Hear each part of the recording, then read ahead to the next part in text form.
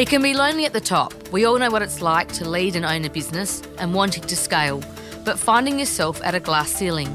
That is where the power of collaboration and connection comes in. Hi, I'm Natasha Milani. I'm an expert at helping businesses and business owners harness the power of collaboration to connect, scale and grow. I am passionate about collaboration. I believe that no one executes alone. We all do better when we do it together. Welcome to this Power of Collaboration podcast. It's wonderful to have you here. I hope you get the inspiration and information you need to harness the power of collaboration to break through your glass ceilings. Today, I am talking to Redarc owner and Managing Director, Anthony Kittel. Welcome, Anthony. Hi, Natasha. Thanks for having me. It's so nice to have you in the studio, Anthony. I'm very excited to share your success story, but also delve into how you got there, the ups, downs, the good, the bad, the ugly. So let's just start with a bit of your background, shall we? Yeah, so grew up there, did my high school in Port Augusta, then decided I wanted to become an engineer. And so I applied for a role at BHP at Whyalla Steelworks and got accepted as a cadet engineer. So I went through a 5-year grad program and graduated with some good hands-on, but also the theory behind engineering. I guess that was the launching pad then to bigger and brighter things. But I guess I chose that engineering specifically wasn't going to be the thing I did every day, but it was the things around engineering that were important to me. Yeah, so that gave you a good foundation and background. But then you were interested in business and the management and leadership side of business. Is that right? Tell us about that transition and that story from when you went from being a country boy through to engineering and then creating and owning Redarc. Yeah, so that's spot on. I decided that probably when I was 25 that I wanted to be in leadership and management and thought, well, what's the plan? How can I get there? Because you just can't put your hand up and say, I want to be a leader. You've got to earn your stripes. So I thought the first thing I needed to do was to round out my skill set from a theory perspective, and that's I chose to do an MBA at reasonably young, but I was ambitious, so I thought, well, I don't want to study part-time and have this drag out over 5 years. So I spoke to my, quite audacious, I picked up the telephone to the general manager of BHP and told him who I was and I wanted to have a 30-minute appointment to chat with him. And I got an appointment. And so I just said, told him my background, what I wanted to do. I wanted to move to Adelaide to study for an MBA full-time because I wanted to make sure that I could compress the time frame as short as possible. Would BHP support me in respect that obviously there was the course fees, but I wanted to work in the semester breaks and then retain my job when I came back. And so, he agreed. And so I moved to Adelaide and set about doing my MBA, and I treated it as a job. Probably did much better study than when I was doing my engineering degree, where it was a bit more sort of, a bit more fun and hanging out with your mates. So that really then it gave me those foundation skills. I did every finance subject, I did every marketing subject that you could possibly, the electives and so forth, because I knew as an engineer I had that sort of problem-solving skills and the technical skills, but I just didn't have the finance and the marketing skills. And that went really well, met a lot of really interesting people and, some good friends today, people that I studied with. This was back in 1992, 1993, so a long, long time ago. But, like Damien Scanlon was one, for instance, who ran the Adelaide Graduate School of Management. Damien and I studied together back then. So, you talk about collaboration, it's about building those networks that even at a very young age that they become and continue to be important throughout your life. So that's sort of part of the journey. And then the step from there was, well, what do I do next? I got these management skills, I needed to use them. And when I went back to BHP, it was a recession in 92, 93 in Australia, and they were laying off employees.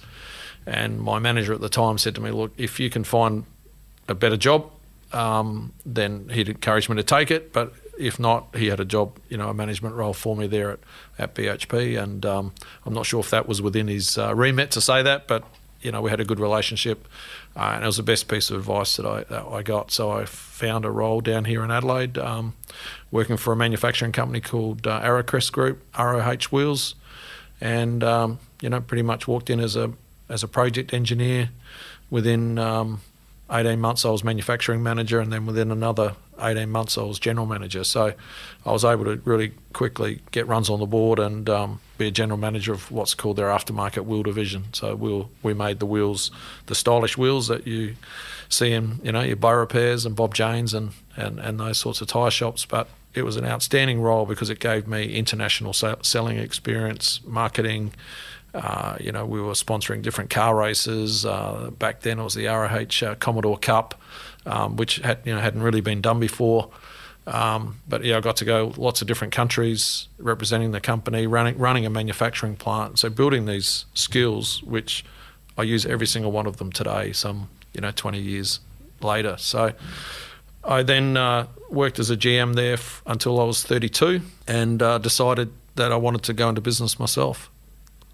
And hence, that's how Redarc sort of eventuated from there. Great story. There's lots of, nice information in that I want to delve into, but I might just let you to finish the story tell us about Redarc. Yeah, so I actually spoke to my father-in-law at the time. He was a small business guy. He'd owned lots of different small businesses, and we're chatting and over a family barbecue and talked to him about buying a company, and he said he'd help me, and so we looked at, I think, the number might not be exactly right, but it was more than 45 businesses we looked at in terms of all of the documentation, signing non-disclosures, and these were businesses obviously that fitted into the price bracket that we could afford at the time, and we exhausted all of those options. We actually went and visited 5 of those, so we were serious about 5 of them, and then they really didn't fit the sort of the brief that we'd documented on, the key things that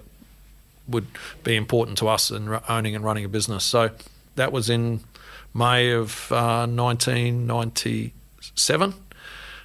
We then waited, and one of the brokers that we're dealing with rang Dennis in August and said, look, I've got something coming up that you might be interested. I think it ticks the boxes.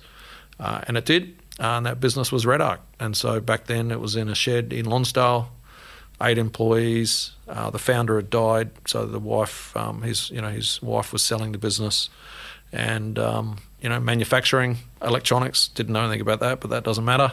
But it was pretty much the customer base was automotive, so I sort of ticked at least 2 out of the 3 boxes.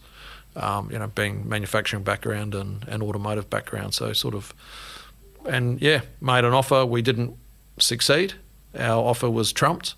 But thankfully, Margaret, who was Bob's wife, the owner of the business, Margaret chose us because she felt that we would look after the employees and look after the brand as Bob would have wanted. So, a corporate was in there with the highest offer, but it wasn't all about money for her. So amazing that she chose us, and we carry that on today. Well, thank you, Margaret. And that is a great story. That is about connecting to values and culture and looking after people. I think that's important to recognise. Just briefly, Anthony, tell us about Redarc today. Yeah, so Redarc today is, I guess we're a global company. We've got employees in the United States, employees in Europe, warehousing in the US, warehousing in Poland.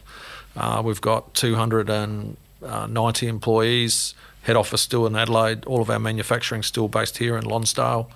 So we're designing and manufacturing electronics, power solutions for anything with a battery that moves. This great successful growth story, where in terms of, where you started and where you are today, the growth came from acquisition? Did it come from building customer base? Does it come from R&D, efficiency? Where do you attribute probably all of those things and more? Where's the growth come from? So pretty much tick all of those boxes. We've made one small acquisition in 2015, but the majority of the growth has been organic from new product development, very heavy investment in R&D, and we continue to have a heavy investment in R&D. That sort of started in 2002, and it's given us the launching pad for our growth. And I guess that commitment to investing in R&D was obviously under pressure in years like the global financial crisis, and we never wavered. And that's really been the secret to our success, in that when the market's flat and we're heavily invested in innovation, when the market starts to pick up, we come out of it with on the ski ramp, and we grew plus 30 for several years outside of the GFC. Out of COVID, last year we grew at 60% as a business. So it's about continuing to invest in R&D and hire the best people so that we can capitalise on opportunities. Yes, I'm sure COVID has been an interesting time for you as a business owner in terms of the market opportunity that's presented itself, but also managing a business. Very challenging time, the ups and downs. So, like everyone back last April, it was doom and gloom, and you were sort of thinking, well, how many people do I need to lay off, because this could be a sustained long-term impact on our company? How do we manage it? Thankfully, the government, with JobKeeper, that was a great initiative. But within, I think, 2 months of COVID hitting, we then started to see that there would be positive outcomes from COVID for Redarc, and just the sheer demand of people travelling within Australia, but within each country that we play in, New Zealand and United States, and France and Germany, everyone was really constrained to their own location. And so that meant that people were, investing in their vehicles, and to have a holiday, you want to go and explore your own backyard. And Redarc, we had the capacity. We expanded our factory in 2018. So we had this capacity available. We never had enough people, but we obviously through COVID, there were a lot of people who became available, and we hired 90 people last year post June. So we had to really become innovative in the way we hired to onboard people and make sure that we chose the right people and not affected the company culture. So there were lots of challenges, but I'm just, I guess, in awe at what our people have achieved through these circumstances, in that we've had to really adjust, and people working from home, and all of these challenges that everyone's faced. But our team seem to have just managed it so well, and we kicked goals like we could never have believed, and grown the business to post 100 million.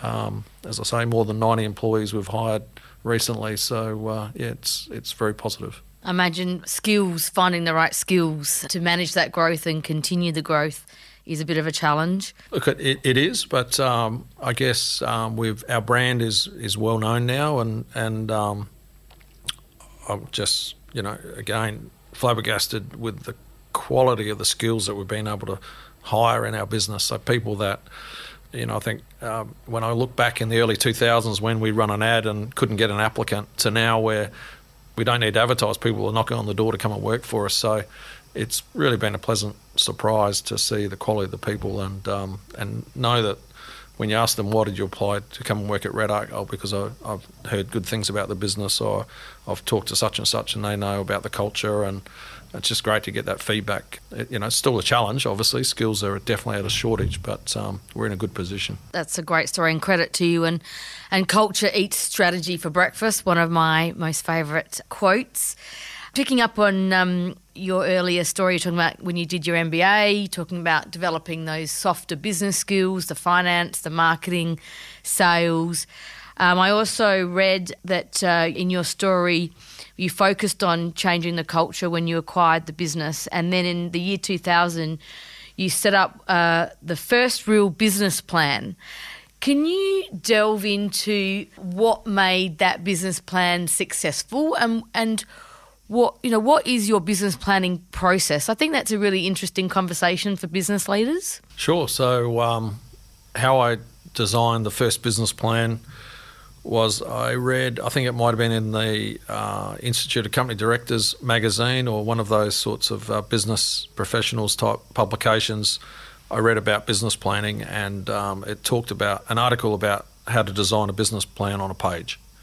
And I had 3 segments. Where are we now? Where do we want to be? How are we going to get there? And I thought, well, there's a framework, and I'll use that. And so that's pretty much, there were some bullet points under each of those headings. And we, one of the key things then was to obviously grow our customer base, to invest in innovation, to expand into adjacent markets. So we looked at the four-wheel drive and caravan and camping market. Looking back 20 years, post 20 years, you look back at that and you think, that was a really good decision back then. We never knew how it was going to go, but it's now the largest segment of our business. So that was how we went about it. At the same time, we documented our company values for the first time, and we documented our vision and our mission. So, I used all those tools back from studying my MBA, and that's how we started. But I made sure that, we only had 10 people, so it was a pretty easy exercise to get everyone on the same page, because I gave them the page and said, here's our strategy, and we hung it up in the company, and we just stuck to the plan. And so one of the key overarching goals was that we wanted to be a $5 million revenue business in 2005. And at the time, in 2000, we'd hit 1 million, which felt like you were climbing Everest. So we had this, audacious plan, and as Bob Beaumont says, don't dream big, dream huge. And that's what it felt like. But in 2005, we hit $5,020,000 revenue. Hit the mark. And that's great. Thank you for sharing that. It's kind of, I think, important to have that planning process, but to not make it overly cumbersome. It has to be simple, and being able to sort of distill that through the whole business, isn't it? Yeah, so we still use that same practice today in terms of a plan on a page. So our 2025 strategy, for instance, is a one-pager that every employee has access to. But the planning process and the strategy process is now far more comprehensive, a lot more market research, a lot more people participating in the process, and I guess a lot more minds on the job to work out what the strategy is going to be. But ultimately, you've got to be able to just distill it on one page, or else you lose the organisation. You want everyone on the bus with you, and I think we do that pretty well. You said an interview I read that you did, it must have been about sort of 15, 16, your 5-year plan to 2020 was to double the size of the business from 50 million to 100 million. So we can tick that box. We'll tick that box. Achieve that. Well done. What's next for Redarc? Look, we got some pretty ambitious plans, and I guess I'll say that if you look at the numbers, in 2000 we were 1 million in revenue. In 2005, we were 5 million in revenue. In 2010, we were 10 million in revenue. 2020, we're 100 million in revenue. So I'll let you guess what the 2030 target is. So that's our BHAG that we're aiming for. But to put it in practical terms, it's really about growth in the United States. It's a flourishing market for us. Our brand is really well received over there. People in the US that go what's called overlanding, which is our four-wheel driving, they see that Australian four-wheel drive products are the best in the world, because they have this belief, and it's true, that if it can survive in the Australian outback, it can survive anywhere. So companies like Redarc, Rhino Rack, ARB, Max Tracks, the list goes on, Safari. These are Australian born and bred companies taking their products to the US. And so it's interesting, four-wheel driving in Australia has been around since the 70s. That's sort of when the market sort of started to consolidate and come together. In the US, it used to be called boondocking. Now it's got this bit more sexier term as overlanding. And this whole industry's created only in the last 5 years. So it's a new industry in the US, growing at plus 30% per annum. And we're right in there, right amongst it.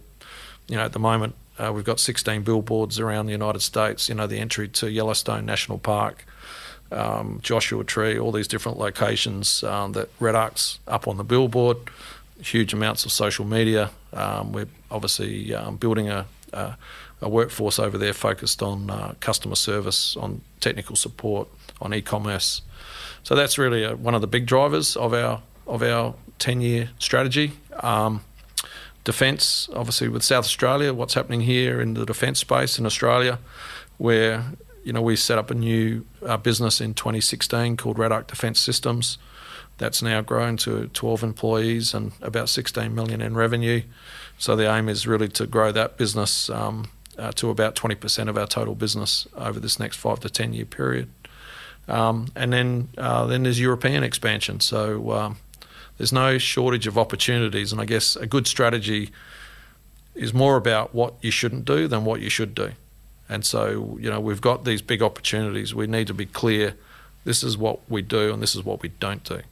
Because the hardest thing's saying no and getting distracted. So I think that's a good plan, is, knowing what to say no to. So I think we've defined that particularly well, and get on with the main game. And so it's about investing in those three big opportunities. I love that. A good strategy is about knowing what to say no to, and as much as what you want to say yes to, it's about what you say no to. So you talk about export, global markets, and customising for those markets, talk about different industry sectors.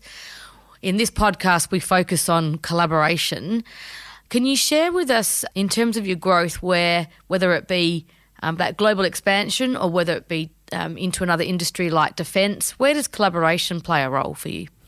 Permeates all of those areas. A couple of examples that where collaboration has been important is, I met a gentleman in the US in around 2010. We got them they were a specialist, had some specialist technology that needed to integrate into one of our products. So we engaged them as an R&D activity in the US, and they designed a component that fitted into a larger Redarc product. So we built a relationship, and I went and visited and stayed at his house, and played golf and had meals together. And I said I wanted to expand into the US. He had spare land and spare warehousing capability, so they act as the Redarc North American warehouse. He's got a couple of staff that are basically full-time Redarc employees. We pay them a fee, and they answer the phone as Redarc. And that was just through building that relationship, that we could have the trust in each other that we can set up this operation. At some point we may well outgrow that, but it's just really helped us, a foreign country set up and run. Another example is setting up a bank account and setting up legals and all these sorts of things. To set up a business in the US is really difficult these days with all the legislations and challenges they put in front of you. And again, through a friend here in Australia, I got introduced to a gentleman who's the ex-Managing Director of Polaris Industries, the off-road, the quad bikes and so forth. Introduced to David, and David's our US corporation director. So him and I are the directors of the US business, and so his expertise in helping us, work through a minefield of issues like, payroll tax or state taxes in every different state in the US is just a minefield. Little things like that, so that's around meeting people and I guess, your networks. But another example of collaboration is in Europe. We needed to set up a warehouse in Europe for our distribution. Met a gentleman in the four-wheel drive industry in Melbourne, and he got together 6 or 7 four-wheel drive accessory businesses. Redarc was one of those. Set up this warehouse in Poland, and he acts as our warehouse and distribution logistics operation for the European part of our business. So, there's little examples like that permeate right through. Even just obviously Adelaide, everyone knows everyone in Adelaide, so that collaboration and networking is critical here. But just an example where, someone recently shared some, a significant event, a negative event that happened to their business, but just sharing that detail with you and, being prepared to be open and transparent, because that same sort of thing could have happened to our business. And so, swapping those notes and being, having that relationship that you can say, look, this is what happened. It was pretty devastating. This is how we overcome that. And being able to swap that with myself and our management team, it's like, the best lessons when, you learn from adversity and what happens and how you recover. So collaboration is networking is critical to that. So you've been in business for a number of years now, very successfully, but you're still learning yourself. I mean, that those peer-to-peer stories and tapping into experts and those relationships, as you say, are what bring opportunity. And there's some great examples there. But also, you learn from others' mistakes and share them yourself. What's gone wrong in terms of collaboration, by any chance? Probably haven't. From a collaboration point of view, really nothing's gone wrong, because I think at the end of the day, if you understand the person you're working with, or the group that you're working with, and you've got that trust and you've done your research and due diligence, then hopefully you're not going to stuff up too badly. So I haven't sort of got an example of something that's gone wrong there, but probably there's lots of scars and war wounds from things that happen in business over, for me, the last 24 years.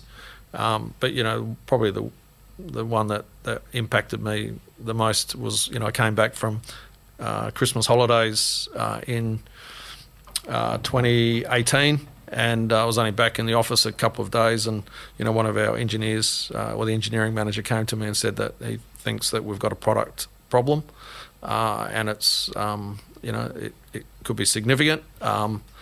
And when you just come back from holidays and you're fresh and you're just keen to get into the year, and then you sort of get hit across the face with a big issue like that, you sort of got to suddenly think on your feet. And ultimately that ended up in a product safety recall. I had to make a decision, what I thought, very, very quickly, and we made the decision, and we don't go back on the decision. It was the right decision to look after our customers and be proactive and get the products back and so forth. But I always think, sometimes the pressure that exists is actually put upon by yourself. And so, the lesson I learnt there was actually, whilst we did everything perfectly and, carried it out with the best outcome for the business and for our customers, you look back and you think, perhaps if we just with a little bit more time and a bit more method to our madness, you may well have come up with the same outcome, but you would have worked in terms of your timescale rather than thinking you're going to put yourself in someone else's timescale. So that would be one of the things, and that was, we felt that could cost our business millions, because it was our number one selling product. It's everywhere in the market.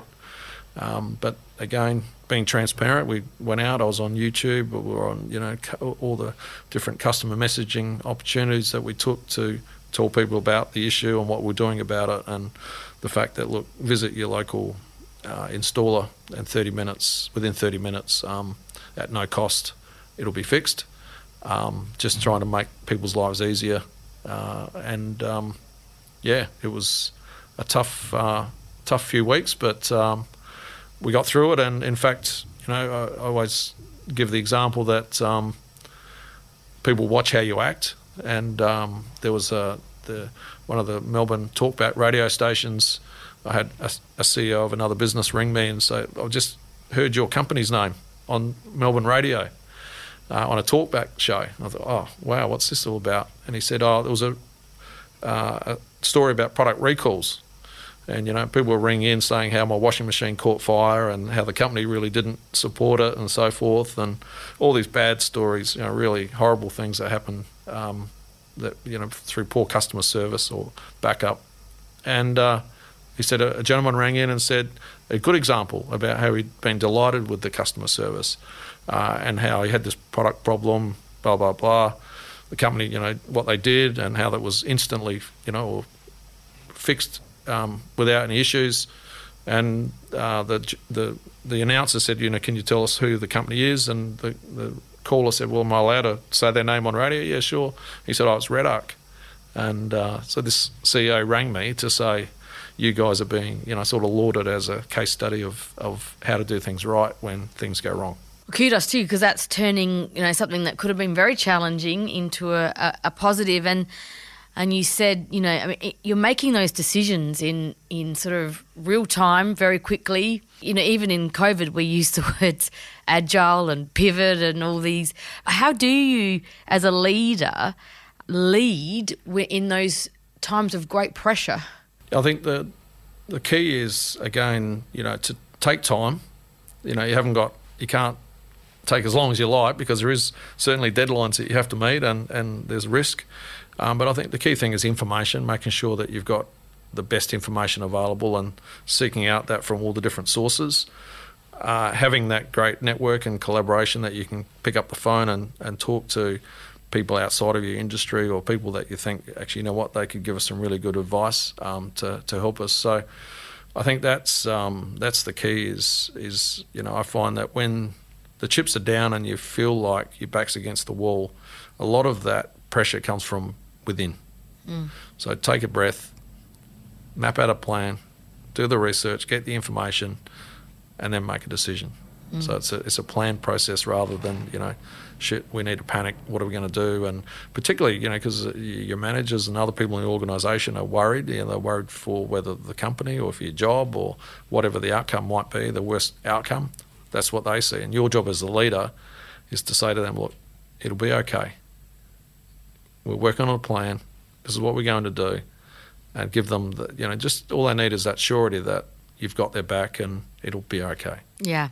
And it can be a bit lonely at the top. I mean, one of the, I wake up every day with the SA Leaders Network, with knowing that we can support all the decision makers in business when they want a second opinion, they need advice, or they don't know where to turn in terms of a decision they have to make. So I really enjoy, and that's why this podcast is about collaboration, because we don't have to do it alone. We can do it together, and particularly here in South Australia. Absolutely. There's always someone who's got a little bit of information, that little gem that just might make your life easier. And so, it's like at school, never be afraid to ask a question. So, put the hand up and ask the question. But, with your networks, reach out, whoever, SA leaders or whoever you might have access to, and ask the question, put it out there, because there's got to be someone who knows something. Yeah, absolutely. Vulnerability, very powerful. You mentioned you had looked at the defence industry, and you've successfully entered that market in many different ways. Did collaboration play a role there? I imagine that's quite when you venture into the defence sector, there's a lot of compliance. It's a new industry. Tell us that story.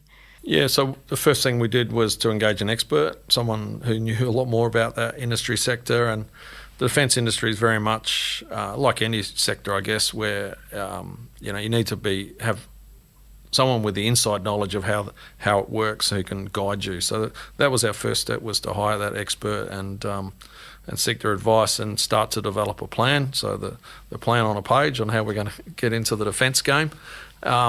And then, the networking and the collaboration is critical in terms of, joining up with industry groups and networking, getting out, meeting individuals, touring other businesses that are in the industry. So we did all of that, and it took much longer than we expected to come up with what's our plan and what's our strategy for us to be successful. And even now, the first piece of advice I got was that defence is a marathon, not a sprint. And that was a great piece of advice. And I, whenever I get frustrated or, think the results aren't happening quickly enough with our defence move, remember that it's a marathon, not a sprint. We're in this for the long game, and it's very easy, when you're investing, you're not getting an outcome as quickly as you'd like, to say, well, that's enough, we're going to pull the pin.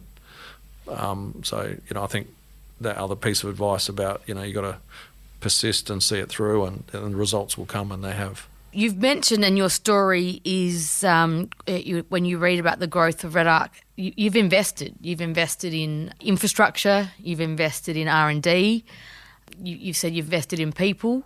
Talk to me about some of the, the investments, and then you've also said at a point you have to pull the pin when it's not working. Just share some insights more into where you play and where you've chosen not to in that context. Yeah, so we've, as you mentioned, we've made some fairly strategic investments, and it's we haven't had outside investors come into our business. It's Michelle and I own the business 100%. I think back in 2005 we were a $5 million revenue company, as I mentioned. And then we made a call to build our own facility. We'd been leasing buildings and modifying things to make it do. And as you're growing, it gets even harder. So we decided to buy some land and invest in a facility. And $5 million was the investment amount. So we're a $5 million sales generation business, and we're going to invest $5 million in a new factory. And so that was a real roll of the dice. So I guess that was the first major call to know that I was playing outside of my comfort zone, and I needed help. So we set up an external advisory board. Then I went out and again through networks, found the best people I could find in our industry sector to come on board and support us and support me whilst I was making these crazy decisions. So that was sort of one of the first ones, and that went exceedingly well. We've done likewise in 2011 and again in 2018. It was 5 million in 2005, and it was about 12 million in 2011, and then 22 million in 2018. So the size of the investments, the quantum has increased every time. But again, you're doing it off a bigger base and with more confidence, and you've got a good plan. So that philosophy is working there. In R&D, we have a metric of 15% of our sales revenues invested back into R&D. So do the numbers on a $100 million business is what we invest in R&D every year. And you can't invest that sort of money without good people. So finding engineers, software, hardware, design engineers is very difficult. So we are investing in a talent pool from what I call like the rookies right through to the senior players in the team and the mentors, so that we can have this constant stream of people being developed in the business, keeping those relationships with the universities, making sure that we're involved with the unis and taking on work experience students. So we've had this again mandate. All of us had done work experience at some stage. I was a year 10 work experience student. I see the value of all of that. So, Redarc, you can come and join us in year 10.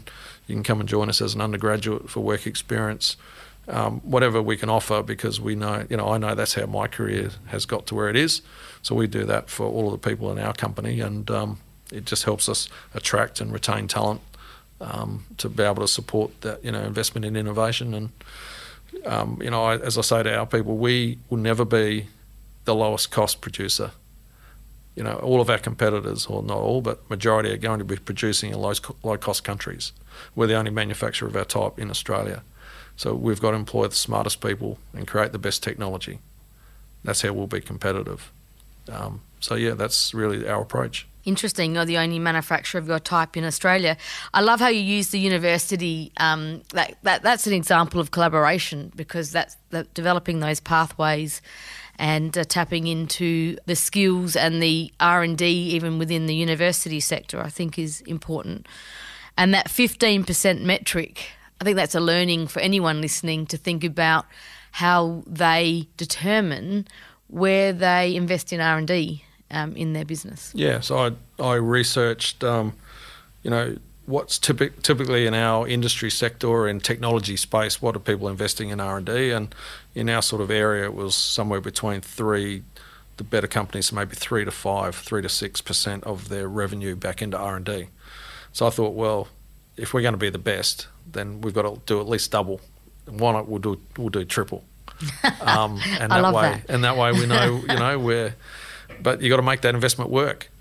So to come up with the best ideas and execute them well, it's a process. And so we've really developed a really comprehensive product commercialisation process to support that investment. That's great. And that, I guess the fact that you've put that robust process around it is what drives the outcome. That's right. Yeah. So it's got to be repeatable, and like we talked about, you got to know when to say no. So we've got a whole series of gates and metrics that decide, is it a good investment or is it not one that we should pursue. And so lately, because we're so busy and we've got so many opportunities, there's more no's than yeses. I was going to ask you actually what the percentage would be, but more no's than yeses. There's more no's. I couldn't. It'd be an interesting stat to get, but definitely we're saying no more often than saying yes. Which sometimes I know when we're a small company and you're hungry and it's about putting food on the table, you don't say no to anything. But sometimes that's to your detriment, because you spread yourself too thin, and you're trying to be all things to all people. So it's certainly as you get bigger and I guess older and wiser, you can make those decisions a bit more readily. Yeah, it's interesting. I was having a conversation with a business owner of late as part of them presenting their strategy for peer review, which is important, that peer review process. But they were working out whether they were going to bring in a new product that had a totally different market. And it is really interesting to, I think, for everyone listening, probably who are grappling, particularly maybe in an early stage business, that piece on where to play and where not to play, and how far you stretch yourself from your core niche and your core customer. So anyone who's listening, I think Anthony's shared a really nice framework and definitive sort of response to don't play where, say no if it's not where you should be playing. Yeah, I mean, the hardest area to play in, as you say, is new product, new market. Yeah. You know nothing about the customers. You know, it's something totally new. It couldn't get anything more risky.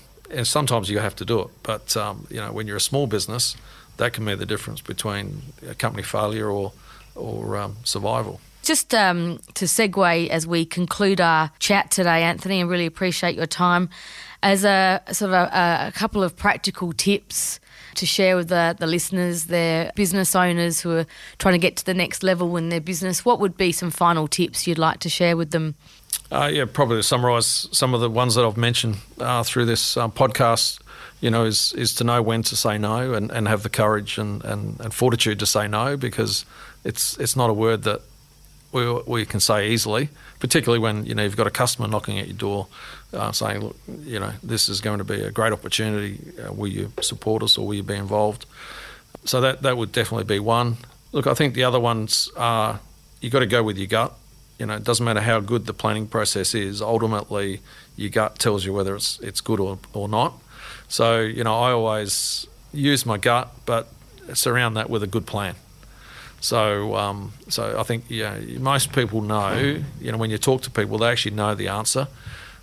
You're just the sounding board to bounce those ideas off so that they can either, you know, confirm or otherwise their intention. But most people I speak to, they actually know what the right decision is. So it's you know, it's your gut and that experience that tells you what to do.